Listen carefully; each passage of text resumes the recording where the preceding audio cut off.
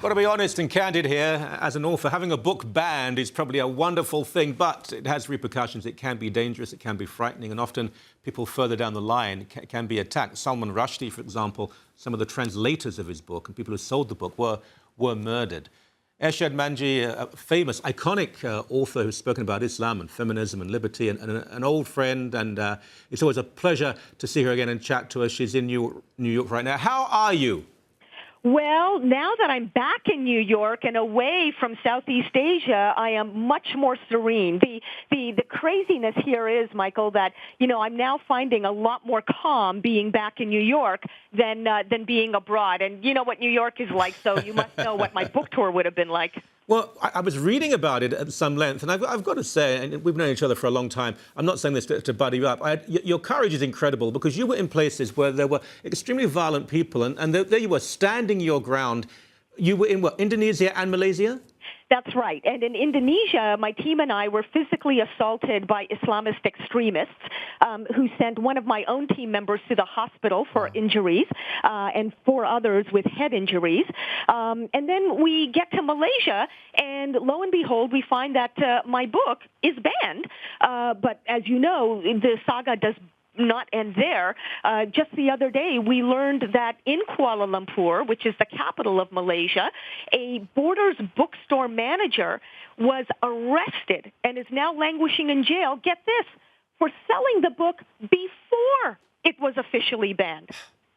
This is incredible. I mean, at various levels. First of all, he's a manager. I doubt if he's actually personally ordering. He's probably listening to people above at a more national level. It was before it was banned. Now, I assume he's a Muslim because probably non-Muslims in the country, and there are many, could not be charged under this law. Am I right in that? You are right in that. Let me just clarify that actually the manager is a woman, and but you are right that she is Muslim, and it is such an insightful point that you make, that in the Muslim majority country of Malaysia, Muslims are subjected to 2 types of systems of justice, one being the secular civil system and the other being Sharia courts.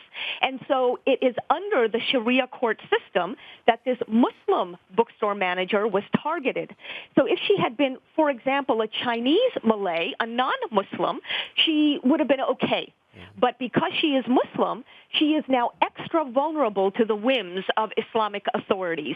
And so what you have in Malaysia, crazily enough, is a system in which Muslims have fewer rights than non-Muslims. Yeah. And this is the segregationist logic that is alive and well in a country that, claims to be all about pluralism and diversity. Yes, and when people accuse you or me of being Islamophobic, for goodness sake, most of the victims of this are Muslims. But you made this point, and it's absolutely central, because we're told over and over again that Malaysia and Indonesia are the 2 countries that have got it right. These are moderate, pluralistic Islamic countries. What you're saying is that ain't true. Well, it was true at one point, but I can honestly tell you that only a few years later, it has become quite untrue. And back to Indonesia for a quick second. This is the world's largest Muslim majority country. It has a secular constitution. There was a time when I could go to Indonesia just 4 years ago with a book with a far more provocative title than Allah, Liberty, and Love and be warmly received, Michael. But only 4 years later, most of the places where I was supposed to have presented in Indonesia canceled my events for security reasons, and we found that even the police have become complicit in the in the actions of the radicals. At one point, the very first public event I did in Jakarta, when we were scurried away from the event because extremists were now at the door. Yeah.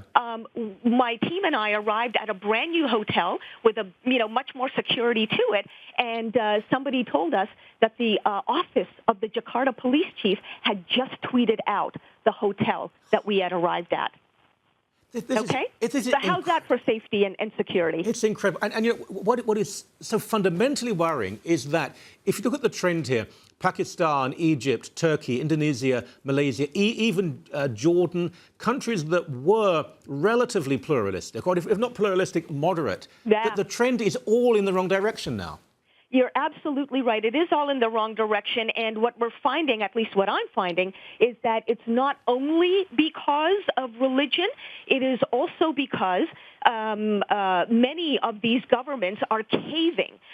They are wanting to sort of show global investors that we have stability in the country. Right. So instead of fighting against the radicals who create instability, they are compromising with the radicals, and people, ordinary people whose rights are being trampled on constitutionally, feel that they have nowhere else to turn, because if they do complain to the police, guess what? Since the police is complicit, these are the people who complain, who are going to find themselves, with a raw deal the very next day. Mm-hmm. But if they don't complain, then, of course, the violence continues. So you can see the catch-22 that a lot of Malays and Indonesians find themselves in. Yeah. How about you personally? Are you prepared to, you've got to take care of yourself. Are you going to travel to these countries again in the near future? You're darn right I'm going to. I absolutely will. Never allow radicals of any kind to stop me from exercising my free will. That doesn't mean that I'm going to be cavalier and, go with no security. Sure. But, Lady Gaga was supposed to be doing her concert in Jakarta very shortly after my book tour there. And she outright canceled because of what is happening, And I say that if you are going to be truly an advocate of anti-bullying, then you can't let extremists or their lackeys among the police and the government bully you into silence. With me, that's never going to happen. Oh, you know what? Lady Gaga is no Irshad Manji on so many levels. Hey, my love, it's always a pleasure. From your lips to every conservative's ears, Michael. It's always such a pleasure. So proud to call you a friend. You take care. We'll have you back soon. Thank you. I sure will. Thank you, friend. Bye-bye.